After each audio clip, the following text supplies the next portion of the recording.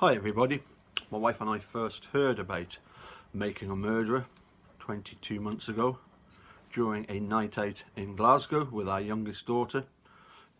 She was a journalist student at the time, and we were in the New York City bar in Glasgow. I was, you could say, a guilter back then. I knew that a documentary would be bending the truth for a sensational story. Now, a few months back, I watched the Netflix series about the Confessions tapes, I believe it was called. The one problem I had with them was that they were so short, sometimes just a half an hour. The other one was sort of like an hour. And to be honest, there was only one case that truly stood out as being quite obviously a wrongful conviction for me, and that was the case of the 8&H gang.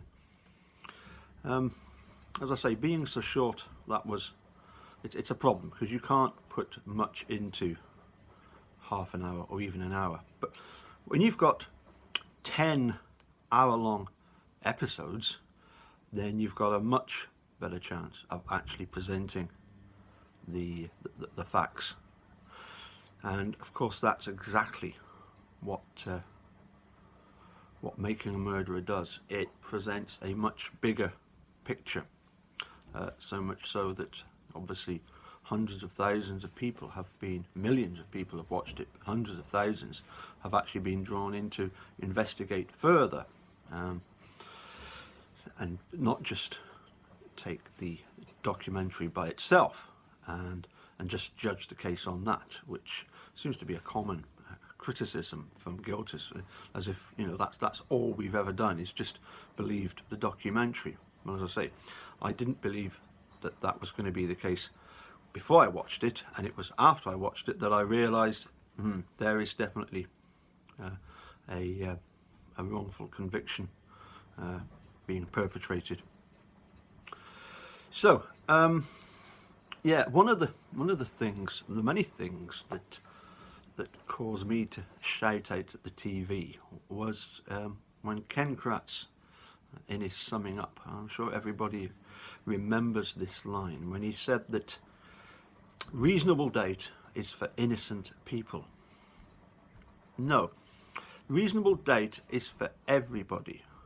You know, once the jury have decided, then we determine whether people are innocent or guilty.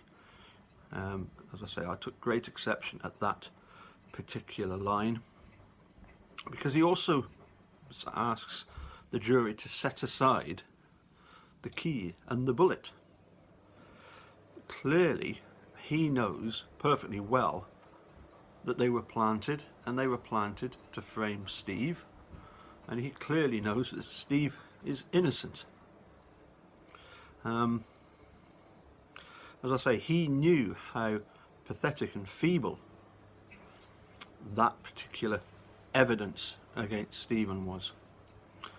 So by saying reasonable doubt is for innocent people, he's actually pleading with the jury and asking them to lower the threshold of reasonable doubt. He's asking them to lower it. He's saying, if there is the slightest possibility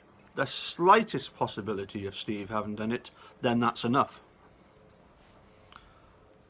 Now, he didn't actually need to be worried about the jury, because we now know that some had a huge conflict of interest, and it's transpired that other jurors were threatened.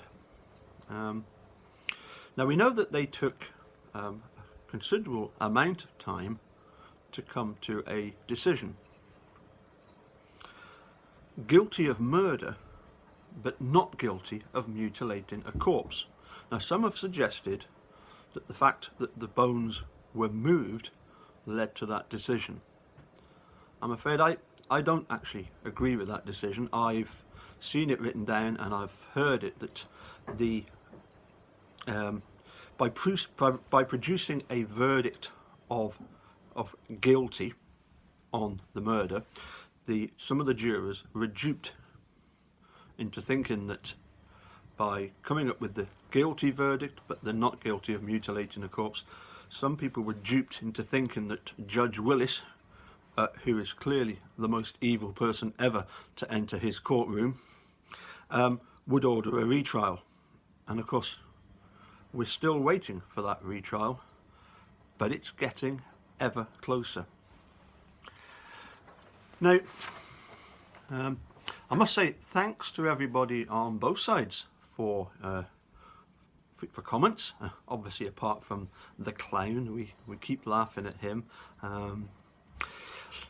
Maybe one day he'll mature, he'll become a man, and he'll grow 1 or 2 testicles. But anyway, putting him aside, the insurances ended up paying the $400,000 of the civil suit, because the disappearance of Teresa basically brought that civil suit to a swift conclusion.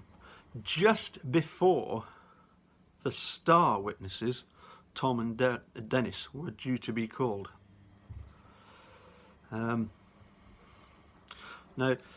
it does explain that typically Steve would have been offered, say, $1 million just to walk away. But the fact that there was this guarantee from the state of $450,000, $25,000 for each year of his 18 years of wrongful conviction back in '85, that meant that Manitowoc and the Sheriff's Department and the district, they would have been pursued thoroughly and vigorously. And we know that they were definitely worried. Steve was set to become very, very rich. So what? He decided to kill Teresa and then frame himself? I don't think so. As I say, I started off as a guilter and I've gone full circle. I can see quite clearly, as millions of us throughout the world can see, that Steve was framed in order to get rid of the threat of that 36 million. And there were lots of puppets involved in that. Certainly Ken Kratz is one of the most to blame for the wrongful conviction, because he knew exactly what he was doing. But obviously you only have to look further up the food chain to see where the puppet master was pulling all the strings. Anyway, that's all I've got time for today, and we'll catch you again some other time. Bye for now.